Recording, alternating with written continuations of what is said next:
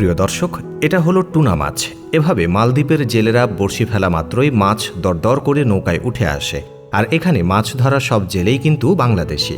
দর্শক, সমুদ্রের কিছু সিজনে এই সব মাছগুলো পাওয়া যায়, কিন্তু এখন মানুষ সবসময় এই মাছগুলো খাওয়ার জন্য আগে থেকেই মাছ ধরে নিচ্ছে, আর সেগুলোকে বরফের হিমঘরে ইনস্টল করে রাখছে। এরপর সারা বছর ইনস্টল করে মার্কেটের প্রতিটি জায়গায় ও সারা বিশ্বে এক্সপোর্ট করা হচ্ছে। তো বন্ধুরা, আজকে আমি আপনাদেরকে নিয়ে যাব এমন একটা ফ্যাক্টরিতে যেখানে সমুদ্র থেকে মাছ ধরা থেকে শুরু করে প্রসেস করা, প্যাকিং করা এবং আপনাদের বাড়িতে পৌঁছানো পর্যন্ত সমস্ত কাজ করা থাকে। বন্ধুরা, সমুদ্র এমন একটা জায়গা যেখানে সমস্ত প্রজাতির মাছ পাওয়া যায়, আর এই মাছের মধ্যে অনেক দামি এবং জনপ্রিয় মাছ হলো টুনা ফিশ। এগুলোর এক একটার ওজন 200 থেকে 400 কেজি পর্যন্ত হয়ে থাকে। যে মাছের ওজন যত বেশি হবে তার দাম তত বেশি। এবার চলুন দেখে আসি এই সংস্থা মাছ কিভাবে ফ্যাক্টরি পর্যন্ত নিয়ে আসে। সর্বপ্রথম ওয়ার্কাররা সমুদ্রে যায় এবং একটি গ্রুপ সারাদিন জাল ফেলে রাখে।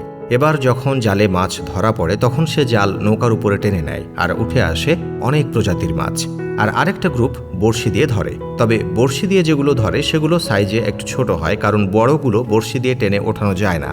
যা হোক, এবার ওয়ার্কারের সমস্ত মাছগুলোকে আলাদা আলাদা করে সবথেকে দামি মাছগুলোকে এক জায়গায় করে নেয়। এরপর এগুলো নিয়ে চলে আসা হয় ফ্যাক্টরিতে। এখানে শুরু হয় আসল প্রসেস।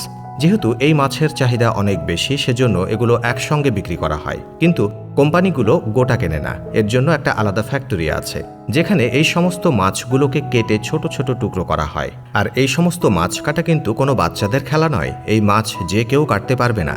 এগুলো কাটার জন্য দরকার সুদক্ষ কারিগর এবং তাদের অনেক বছরের এক্সপেরিয়েন্স। দেখতে দেখতে কিছু মুহূর্তের মধ্যেই 200 কেজি ওজনের মাছ কেটে ফেলা হয়। এবার এগুলোকে মার্কেটের চাহিদা অনুযায়ী ছোট বড় এবং সমস্ত রকম প্যাকেট করে পাঠিয়ে দেওয়া হয়। এখানেই শেষ নয়, মাছগুলো এখন মার্কেটে চলে গেছে, কিন্তু সমুদ্রে গেলে তারা অল্প অল্প মাছ ধরে ফিরে আসবে না। এর জন্য অনেক মাছ এখানে আছে। এগুলোকে এখানে বরফে জমিয়ে ভালো করে ইনস্টল করে নেওয়া হয়।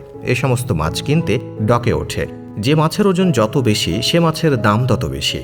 আর এখানে যতজন মানুষ দাঁড়িয়ে আছে এদের মধ্যে যে মানুষ দাম সব থেকে বেশি বলবে তার সামনেই মাছ কেটে ফ্যাক্টরিতে এ সমস্ত মাছ অনেকদিন পর্যন্ত ইনস্টল করার জন্য পাঠিয়ে দেওয়া হবে। এরপর এগুলোকে প্যাকেটের ছোট ছোট করে প্যাকিং করে মার্কেটে বিক্রি করার জন্য পাঠিয়ে দেওয়া হয়।